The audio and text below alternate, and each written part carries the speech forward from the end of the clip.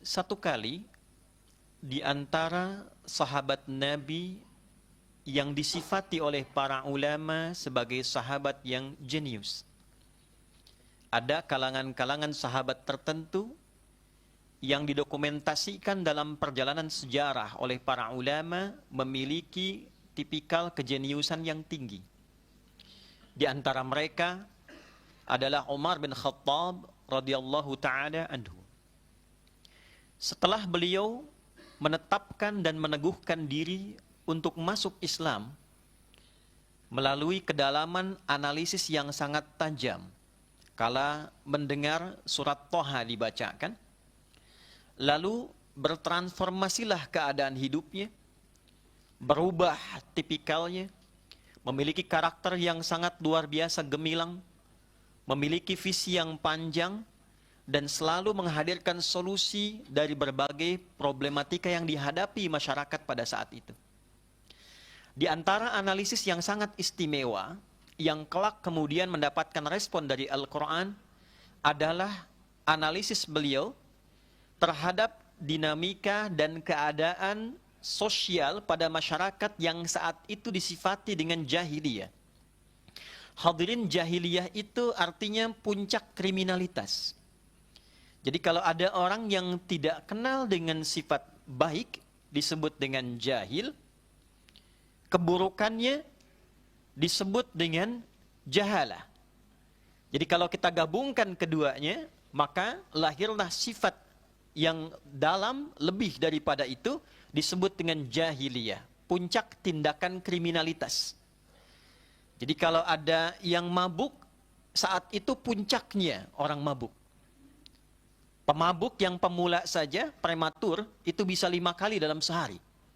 Dalam catatan sejarah yang tersambung pada kebiasaan masyarakat jahiliyah pada masa itu. Zina, segala macam jenis zina, itu khatam dikerjakan.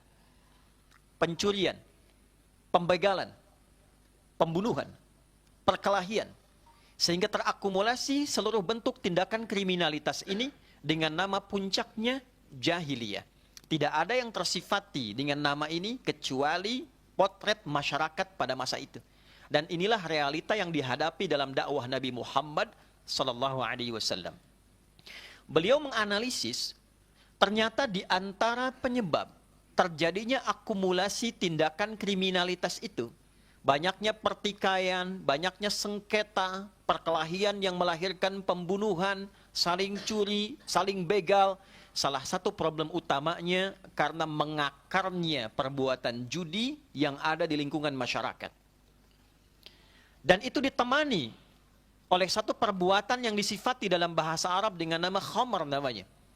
Konsumsi sesuatu yang merusak akal, yang pada saat itu diwakili oleh minuman keras. Miras bersanding dengan judi menghasilkan perpaduan keduanya pada meningkatnya tindakan kriminalitas yang sulit dibayangkan pada masanya. Maka dari hasil analisis itu, Umar bin Khattab menyampaikan temuannya kepada Nabi SAW dan memohonkan kepada beliau agar bermohon pada Allah Subhanahu Wa Taala, khusus diturunkan satu ayat yang melarang judi seketika.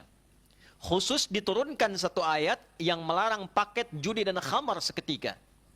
Maka kala itulah kemudian turun Al-Quran surah kelima Al-Ma'idah di ayat yang ke-90 sampai dengan 91. Allah Subhanahu wa Ta'ala berfirman, Ya ayyuhalladzina amanu innamal khamru wal maisiru wal azlamu wal ansabu rijsun min amali syaitani fajtanibuhu la'allakum tuflihun.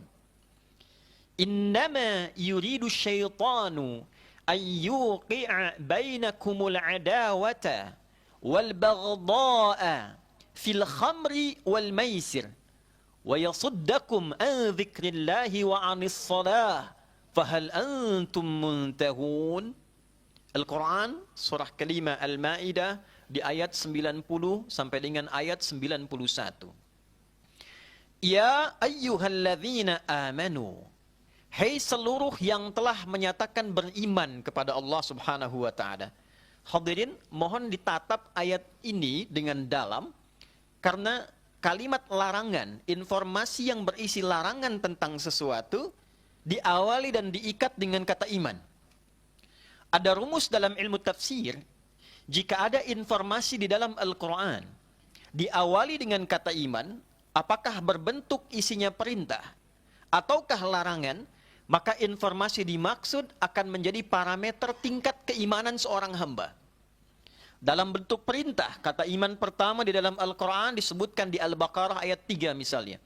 Alladzina yu'minuna bil ghaibi wa yuqimunas shalah. Orang-orang bertakwa itu orang yang beriman kepada Allah dan keberimanannya dibuktikan dengan menunaikan salat. Jadi perintah salat diikat dengan iman, maka salat menjadi parameter keimanan pemiliknya. Jika ada orang mengatakan beriman dan dia menunaikan salat dengan baik, ini menunjukkan imannya baik. Tapi jika ada yang mengklaim dirinya beriman dan dalam saat yang bersamaan dia malas menunaikan salat atau meninggalkan salat, ini menunjukkan imannya bermasalah. Dengan hukum yang sama, pendekatan yang serupa, jika ada larangan dalam Al-Quran, dibuka dengan kalimat iman, ini menunjukkan kesan bahwa insan beriman yang sejati, maka dia dengan imannya akan meninggalkan larangan yang dimaksudkan. Jika ada yang memaksakan diri terlibat di dalamnya dan masih mengaku beriman, maka dipertanyakan keimanannya oleh Al-Quran. Ya ayyuhalladzina amanu, ya harfun nida, huruf panggilan disebutkan 361 kali dalam Al-Quran untuk memanggil semua jarak kalangan. Nida'ul basit, nida'ul mutawassit, nida'ul ba'id. Qarib, mutawassit, wal ba'id.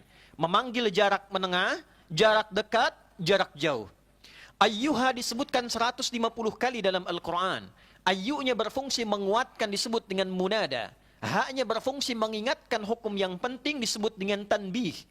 Alladzina disebutkan sebanyak 1080 kali dalam Al-Quran, mencakup semua tanpa kecuali. Melintasi sekat-sekat sosial, yang punya jabatan, yang merasa tak punya jabatan, punya harta, yang merasa cukup harta, semua tercakup. Jadi bila kita ambil tafsiran ini dengan detil, Allah ingin menegaskan, hei semua tanpa kecuali, yang telah menyatakan dirinya beriman kepada Allah, dimanapun engkau berada, baik merasa dekat, menengah, ataupun jauh, aku tegaskan, aku ingatkan, innamal khamru wal maisiru wal anzlamu wal ansabu rijsum min amali syaitani fajtanibuhu la'allakum tuflihun. Bagi orang beriman itu cukuplah diketahui, terlarang baginya, dia harus memahami dengan teliti bahwa satu, innamal khamru, segala yang merusak akal itu di zaman jahiliyah dicontohkan dengan minuman keras. Zaman kekinian yang merusak akal bisa berubah bentuk, bisa menjadi narkotika, bisa menjadi obat-obatan, bisa menjadi hal-hal tertentu yang fungsinya sama, merusak kepada akal. Sungguh, bagi insan beriman itu kata Allah, satu khamr. Yang kedua maisir, judi. Tiga, azlam, persembahan, penghormatan terhadap berhala, patung-patung.